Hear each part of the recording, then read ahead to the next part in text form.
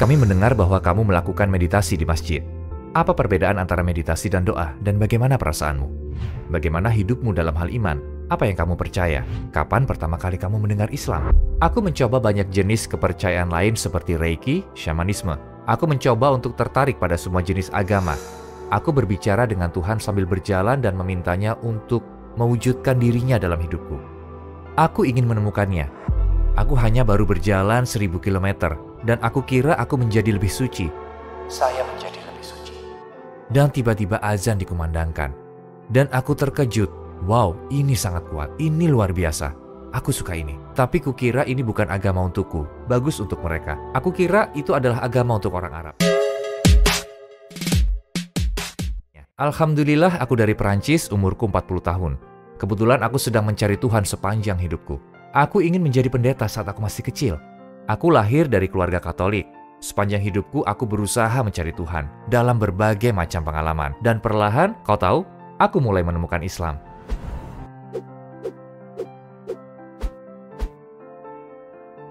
Bagaimana kehidupanmu dengan keyakinanmu? Apa yang kamu percayai? Aku adalah seorang Kristen karena keluargaku membaptisku saat aku berusia 2 tahun. Dan kemudian pada suatu titik, aku pikir aku harus menjadi pendeta karena aku sangat suka agama. Dan kukira itu masuk akal dalam hidupku, bahkan sewaktu aku masih anak-anak. Tapi kemudian setelah keluargaku tidak terlalu mendukungku untuk mengejar hal itu, mereka lebih mendorongku untuk menjadi seorang Buddha. Jadi aku mulai berlatih meditasi. Dan itu sangat membantuku menenangkan diri dan hal-hal seperti itu. Dan kemudian aku mencoba banyak jenis kepercayaan lainnya, seperti Reiki, yang merupakan jenis penyembuhan atau perdukunan. Aku mencoba untuk tertarik pada semua jenis agama. Apa hal yang membuatmu mempertanyakan keyakinanmu? Apakah itu suatu peristiwa atau pemikiran? Dan kapankah itu? Jadi ada saatnya. Aku adalah penyanyi untuk pasangan selama beberapa tahun di Filipina. Itu adalah mimpiku, dan aku mengingatnya dengan sangat baik. Aku ada di Hong Kong. Aku baru saja selesai manggung, konser di festival, dan aku bermain di depan penyanyi idolaku. Aku bertemu dengannya, dan dia datang ke konserku. Aku merasa sangat rendah hati, dan aku berpikir pasti ada sesuatu yang tidak beres dalam hidupku. Aku tidak tahu apa itu. Aku berpikir aku tidak pada kebenaran. Tiba-tiba, sesuatu membuatku sadar bahwa aku punya kehidupan yang baik dan semuanya. Tapi ada sesuatu yang hilang dalam hidupku. Aku tahu aku tidak menjalani hidupku dengan benar. Aku tidak bisa mengatakan apa itu. Jadi itu pemicunya.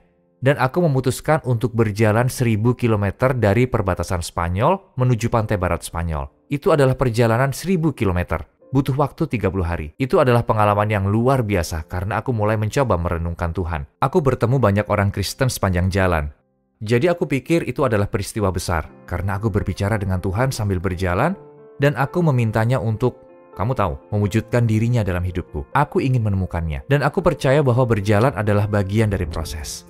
Di akhir perjalananmu, bagaimana perasaanmu? Bisakah kamu menemukan Tuhan? Sedihnya, setelah berjalan 1000 km, aku ingat dengan jelas saat itu. Jadi kamu berharap menjadi lebih tulus dan suci kan? Aku baru saja tiba di Santiago de Compostela.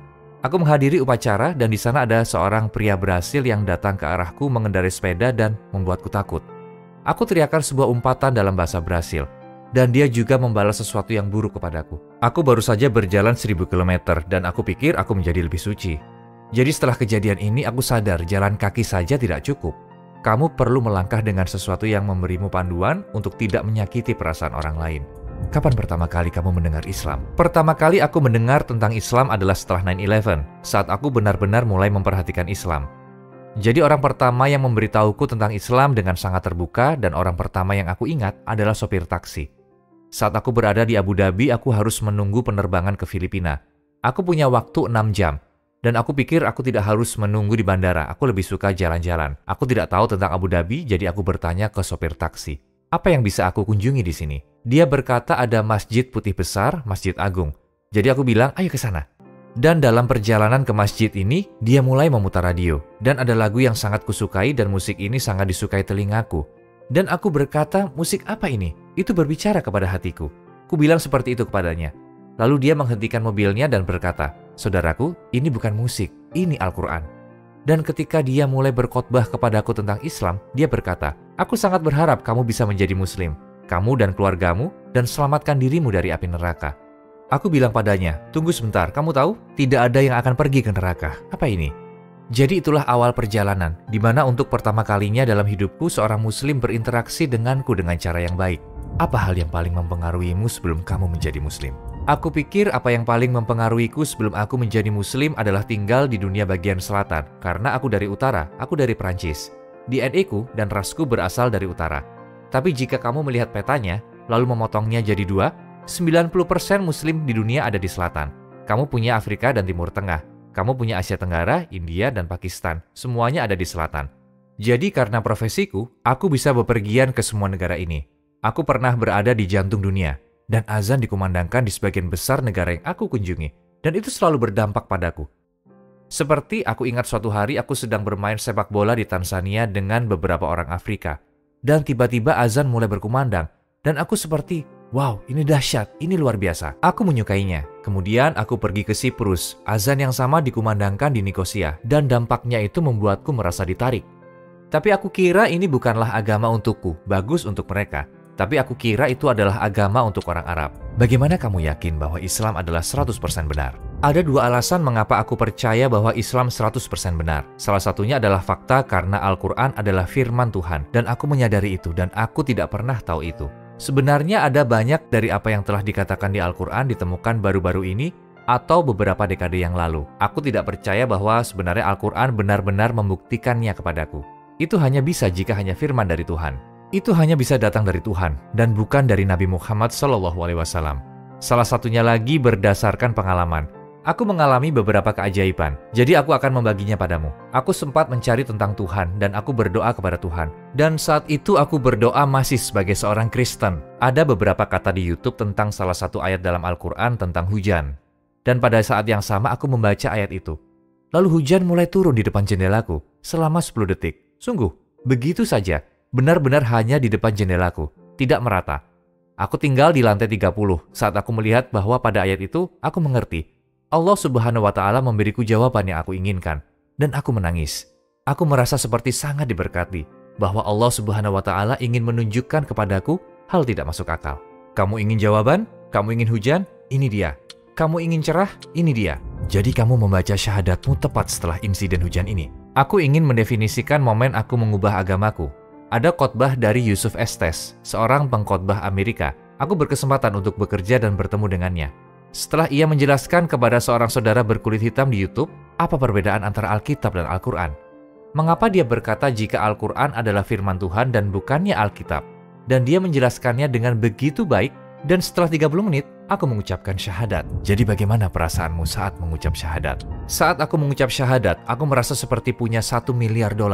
Aku merasa jika seseorang datang kepadaku dan berkata, lihat, kamu baru saja menjadi muslim kan? Ya, saya akan berikan $1 miliar di rekening bankmu.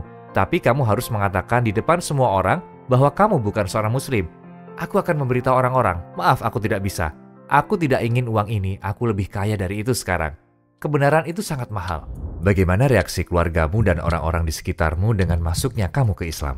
Aku tahu itu bukanlah berita baik untuk keluargaku. Aku tahu bahwa itu tidak akan terlalu dihargai. Tapi aku tidak peduli. Saat aku beritahu ibuku bahwa aku menjadi muslim, dia berkata kepadaku bahwa itu adalah hal terburuk yang aku katakan padanya. Tapi alhamdulillah dia berubah pikiran karena aku pikir dia menyadari bahwa di sana terdapat banyak hal indah dalam Islam. Dan dia menyadari aku menjadi orang yang lebih baik. Islam membuatmu menjadi orang yang lebih baik. Setelah menjadi seorang muslim, apakah kamu mengalami kesulitan sholat 5 waktu dan puasa di antara praktek-praktek Islam lainnya? Setelah menjadi muslim, aku membutuhkan waktu mungkin sebulan untuk sholat 5 waktu. Pertama 2 kali, lalu perlahan. Dan yang paling berat adalah subuh, sholat pertama di pagi hari. Tetapi setelah aku dapat ritmenya dan aku tidak pernah melewatkan sholat. Aku selalu berusaha untuk sholat 5 kali sehari. Kami mendengar bahwa kamu melakukan meditasi di masjid. Apa perbedaan antara meditasi dan sholat? Dan bagaimana perasaanmu? Perbedaan utama antara meditasi atau meditasi Buddha dan sholat adalah ketika kamu bermeditasi sebagai Buddha, kamu mencoba mengosongkan pikiranmu. Tetapi ketika kamu bermeditasi sebagai Muslim, kamu mencoba tadabbur. Kamu merenungkan kehidupan pada Allah Subhanahu wa Ta'ala. Jadi menurutku perbedaannya adalah cara yang lebih menarik untuk bermeditasi. Ini adalah cara proaktif, yang berarti kamu tidak berusaha mengosongkan pikiranmu, tetapi kamu mencoba mengisi pikiranmu dengan kebaikan dan pikiran baik terhadap Allah Subhanahu wa Ta'ala, penciptamu. Dan kamu renungkan siapa dirimu, siapakah Allah Subhanahu wa Ta'ala, dan mencoba untuk terhubung. Sedangkan meditasi Buddha lebih ke arah satu hal. Ketika kamu seorang Buddha, kamu mencoba mengosongkan pikiranmu agar kebenaran muncul. Kamu tahu? Jadi itu adalah metodologi yang baik untuk melakukan itu. Tetapi kemudian kamu harus mengisinya dengan hal-hal yang baik. Tidak ada gunanya mengosongkan pikiranmu untuk mengisinya lagi dengan alkohol pada akhir pekan berikutnya atau dengan hal-hal lain. Apakah ada seseorang menjadi muslim setelah syahadatmu? Dengan caramu. Jadi beberapa orang menjadi muslim setelah aku mengucapkan syahadatku. Kisah terbaik adalah teman Jepangku, Koki. Dia adalah saudara yang aku temui ketika aku berusia 18 tahun di Australia. Kami masuk ke skema bisnis bersama. Kami rugi beberapa uang dan aku bilang kepadanya, "Oke, kamu kerugian uang, tidak apa-apa. Tetapi jika kamu tidak menerima Islam, kamu akan rugi lebih banyak lagi." Dan dia mulai mendengarkanku. Dia datang ke Malaysia, dia mengucapkan syahadatnya dan kami terbang. Istrinya yang saat itu adalah orang Filipina dan non-Muslim, kami menerbangkannya, dia mengucapkan syahadatnya, dan mereka menikah di rumahku. Apakah kamu pikir kamu dapat menemukan Islam jika kamu tidak sering bepergian? Aku pikir pasti jauh lebih mudah karena profesi yang kujalani. Aku bepergian ke 50 negara, aku berbicara 4 bahasa. Jadi karena profesiku itu memainkan peran besar. Saat aku pergi ke negara-negara muslim, aku menyadari orang-orang ini adalah orang-orang hebat dan punya banyak hal untuk ditawarkan pada dunia. Dan aku menyadari warisan Islam sangat besar, dan aku ingin menjadi bagian darinya. Dan berbicara tentang warisan ini, proyek apa yang sedang kamu lakukan sekarang? Saat ini kami fokus pada Halis Media, media produksi yang aku jalankan untuk proyek indah tentang Nabi Muhammad SAW. Ini adalah film dokumenter kedua kami, judulnya The Last Hope atau Harapan Terakhir. Dan kami mengundang 100 mu'alaf dari 40 negara untuk kami wawancarai tentang hubungan yang mereka punya dengan Nabi Muhammad SAW. Setiap orang memiliki cinta yang berbeda untuk Nabi SAW. Kami mencintainya karena berbagai alasan, karena keadilannya, sopan santunnya, keberaniannya. Jadi kami ingin melakukan wawancara mendalam untuk mengetahui bagaimana Nabi Muhammad SAW memengaruhi setiap mu'alaf dengan cara yang berbeda. Warisan Nabi SAW begitu besar dan banyak hal yang bisa diambil darinya. Itu sebabnya kami membutuhkan begitu banyak orang. Itu sebabnya kami mengundang semua mu'alaf yang ada dan bisa kami wawancarai, yang mudah-mudahan ini akan berlanjut. Dan kami berharap bisa merilis filmnya di tahun 2023 insya Allah.